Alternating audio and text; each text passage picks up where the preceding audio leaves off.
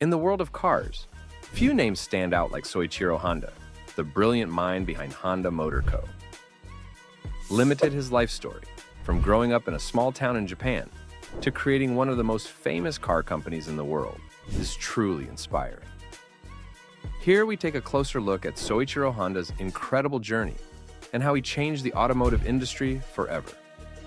In 1906, Soichiro Honda was born in a small village in Japan.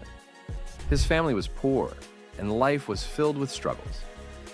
Soichiro's father worked as a blacksmith, repairing bicycles in a small shop, while his mother earned money by weaving. Despite their hard work, they struggled to make enough money to support their large family. Tragedy struck many times during Soichiro's childhood. 5 of his 8 siblings died due to poor health and a lack of medical care. From a very young age, Soichiro showed a special interest in machines and tools. This fascination began when he saw his first car, a Ford Model T, as a small child. Even though he was just a toddler at the time, this moment had a big impact on him.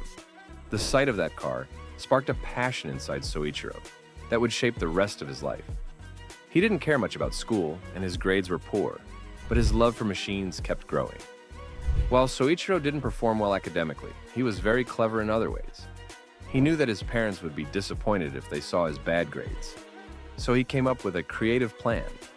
Soichiro made a fake family seal to trick his teacher into approving his poor report cards.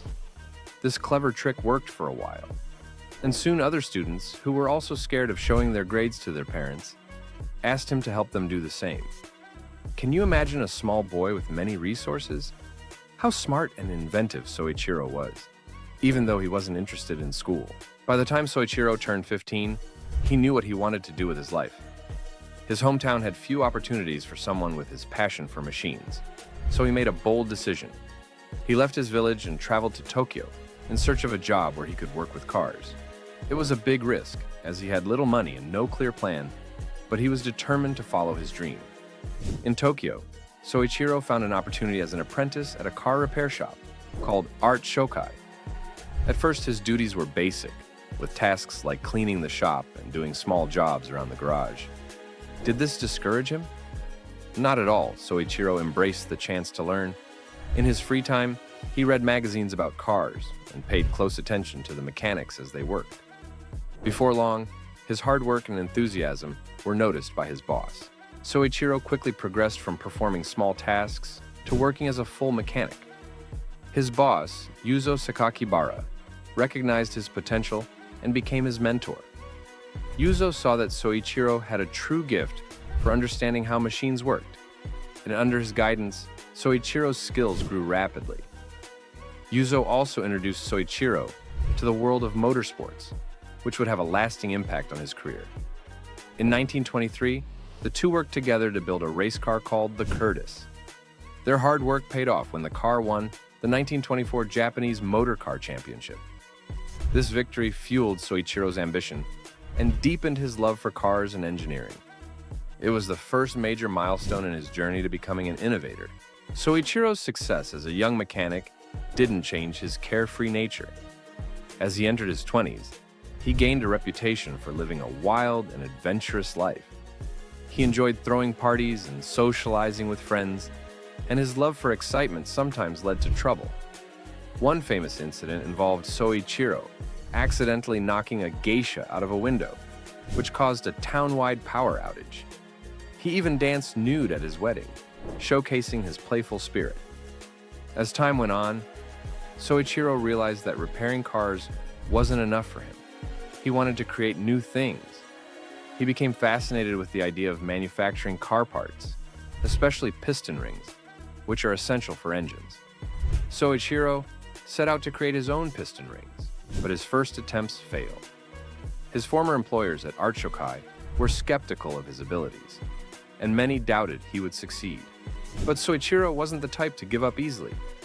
He studied hard to improve his designs and kept trying. In 1937, after years of effort, he achieved a breakthrough. He developed high-quality piston rings and began producing them in larger quantities. To support his efforts, he started his own company, Tokai Seiki Heavy Industry, where he focused on improving manufacturing processes. Soichiro's determination paid off, and his company grew steadily. World War II brought new challenges for Soichiro and his business. Many of his employees were drafted into the military, and it became difficult to find the materials needed to keep the company running.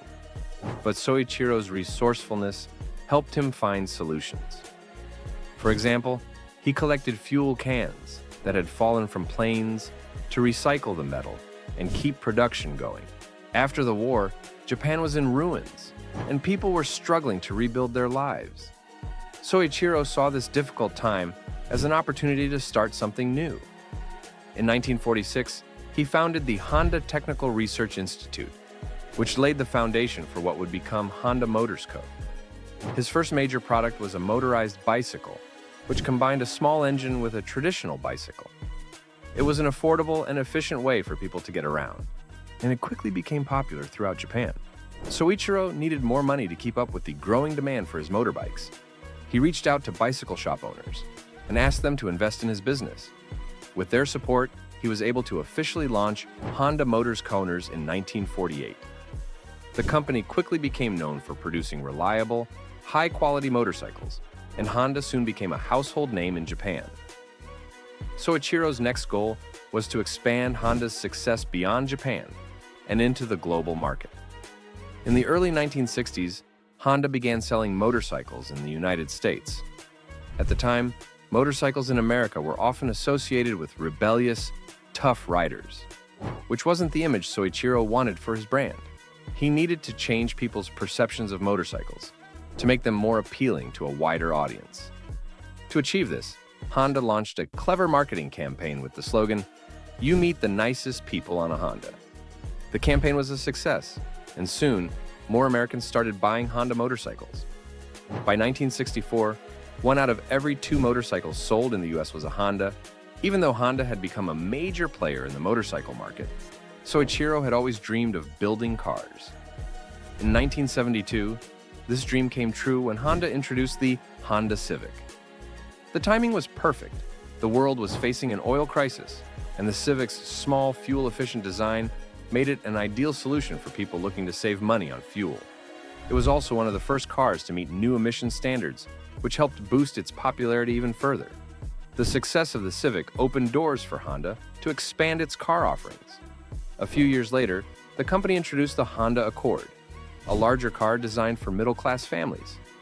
The Accord became one of the best-selling cars in the world, helping Honda Motors grow into one of the largest and most successful car manufacturers globally. Even after he died in 1991, Soichiro's legacy continues to inspire. Honda Motors remains a leader in both the motorcycle and car industries, always pushing the boundaries of technology and design. Soichiro Honda's life story is a true reminder that with creativity, determination, and a fearless approach to challenges, it's possible to achieve great things. His vision and dedication have left a lasting mark on the world, and his journey will continue to inspire future generations.